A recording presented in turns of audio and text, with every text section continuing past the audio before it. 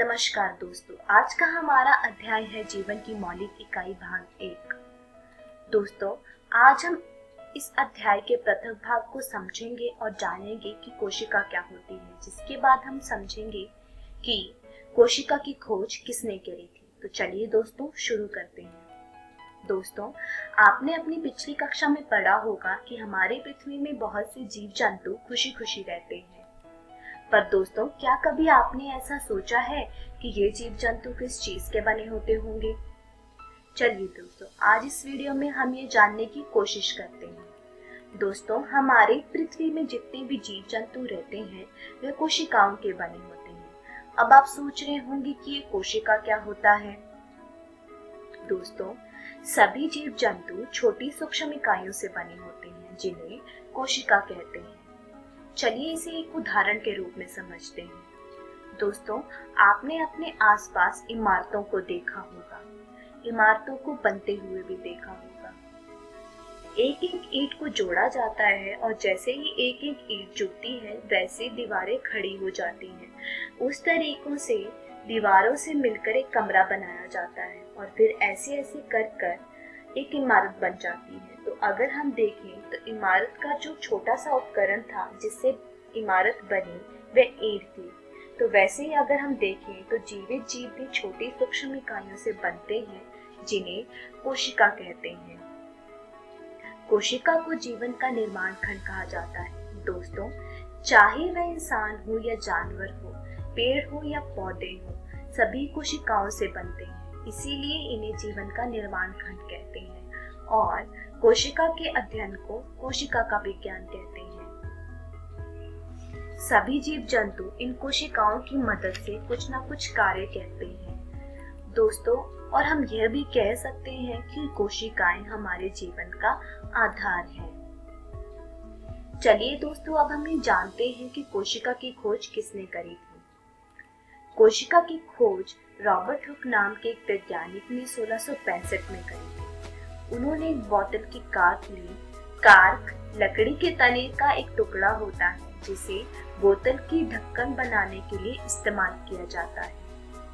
उन्होंने एक बोतल की कार्क ली और उसे खुद के बनाए सूक्ष्मदर्शी में जांचा। दोस्तों, अब आप ये सोच रहे होंगे कि सूक्ष्मदर्शी क्या होता है। सूक्ष्मदर्शी एक उपकरण है जिसका उपयोग उन चीजों को देखने के लिए किया जाता है जिन्हें हम अपनी नग्न आंखों से नहीं देख सकते। उस बोतल की कार्क में उन्होंने दीवारों से घिरा हुआ एक खाली स्थान पाया। उस संरचना को उन्होंने मधुमक्खी के छत्ते के जैसा माना, जिसे उन्होंने बाद में नाम दे दिया कोशिका। इस प्रकार सबसे पहले हुक ने देखा कि संजीवों में अलग अलग एकक होते हैं। इन एककों का वर्णन करने के लिए जीव विज्ञान में कोशिका शब्द का उपयोग आज तक किया जाता है। चलिए दोस्तों, अब हम एक उदाहरण देखते हैं। प्याज का एक छिलका लें और उसे सूक्ष्मदर्शी के नीचे जांचें। इसके बाद आपको क्या देखने को मिलता है। एक प्याज का छिलका लेना है और उसमें आयोडीन डालना है। जब हम उसे सूक्ष्मदर्शी के नीचे जांचेंगे तो हमें दीवारों से घिरी हुई बहुत बड़ी सी संरचना दिखाई देगी, जैसा कि हम इसे चित्र में दिखाई दे रही है। सभी संरचनाएं एक जैसी दिखाई देगी और इस क्रियाकलाप से हमें यह पता चलेगा कि विभिन्न आकार के प्याज के सूक्ष्मदर्शी द्वारा देखने पर एक जैसी संरचनाएं दिखाई देती हैं। प्याज की झिल्ली की कोशिकाएं एक समान होती हैं। प्याज के आकार से इनका कोई लेना देना नहीं होता। ये छोटी छोटी संरचनाएं जो हमें दिखती हैं वे प्याज की मूलभूत इकाई हैं और इन संरचनाओं को हम कहते हैं कोशिका। इस प्रकार न केवल प्याज बल्कि जितने भी जीव जंतु हम अपने आसपास देखते हैं वे सभी कोशिकाओं के बने होते हैं। कोशिका सभी जीवों के शरीर की रचनात्मक तथा क्रियात्मक इकाई होती है।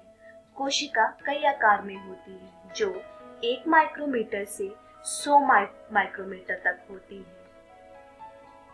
उसके बाद मैथ्यू स्लेडन और थियोडोर श्वान ने कोशिकाओं के सिद्धांत के बारे में बताया। मैथ्यूस क्लेडन ने यह बताया कि पौधे भी इन्हीं कोशिकाओं के बने होते हैं, जिन्हें कहते हैं पौधे कोशिकाएं। थियोडोर श्वान ने यह बताया कि पशु भी इन्हीं कोशिकाओं के बने होते हैं, जिन्हें हम कहते हैं पशु कोशिकाएं। दोस्तों, इस वीडियो में हमने सीखा कि कोशिका क्या होती है और कोशिका की खोज किसने की। अगली वीडियो में हम सीखेंगे कि कोशिका की संरचना कैसे की जाती है और एक कोशिकाएं और बहुकोशिकाएं के बीच में अंतर क्या होता है। दोस्तों, मैं आशा करती हूँ आपको ये वीडियो समझ आया होगा।